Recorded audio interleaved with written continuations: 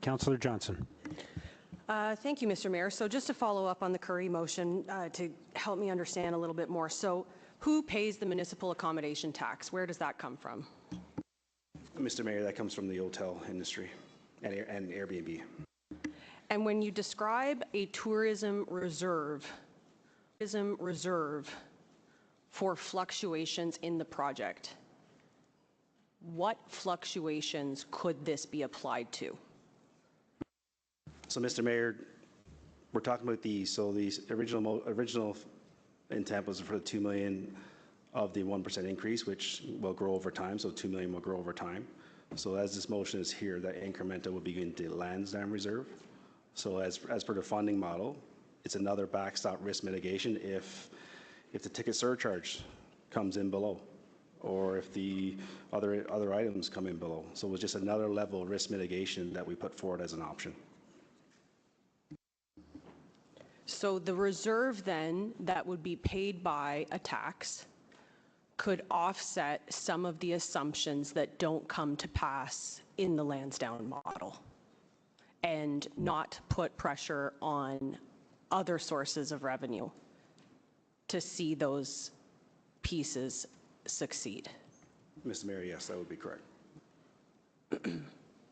So, I mean, I guess I struggle. I mean, I guess I sort of struggled a little bit, even just for the Leaper motion at FinCorp to increase a tax on a hotel industry to backstop a plan that theoretically could or could not work over 50 years.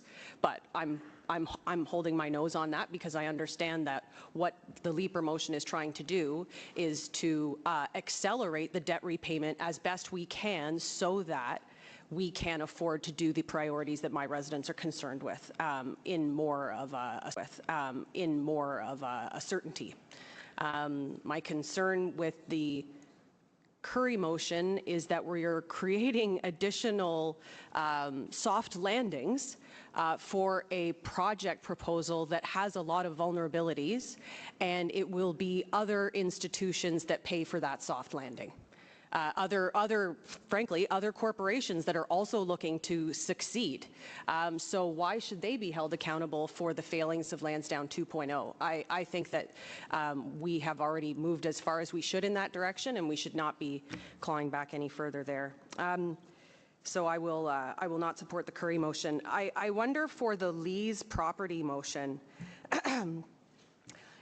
is the Lees property that is going to be part of the municipal land strategy, is that, what's the market value of that piece of property compared to the Lansdowne property?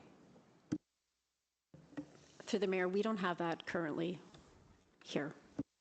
So, I mean, I'm sure you know why I'm asking, in the sense that, you know, one of the criticisms of the Lansdowne proposal was that we were not able to afford to put affordable housing on site because the land value was too high. In this case, are we going to restrict another parcel of land that is fairly centrally located and near transit? Are we going to restrict the flexibility on that land to develop so much so that we might be able to put affordable housing there? Because I'm not sure we want to get into a situation where we continue to put the actual lands available for affordable housing farther and farther out. I think that actually works counterintuitively to some of our other policies. So the lands at 160 have been identified by staff as suitable for affordable housing development. The portion that was identified in the motion would still allow sufficient affordable housing and be a viable site. Okay, very good. I didn't want to put one community priority of green space against another community priority of affordable housing, so I'm glad to hear that.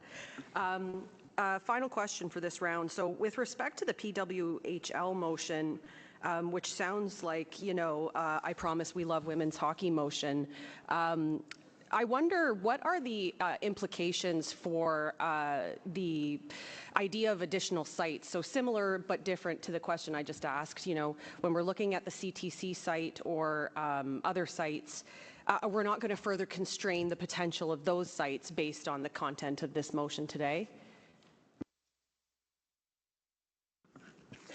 I think that's a discussion that we have to take away with our partner OSAG to understand sort of what that looks like.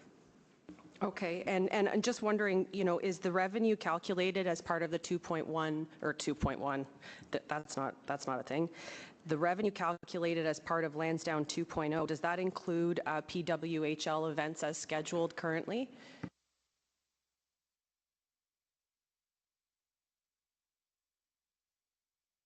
In the current projections, yes.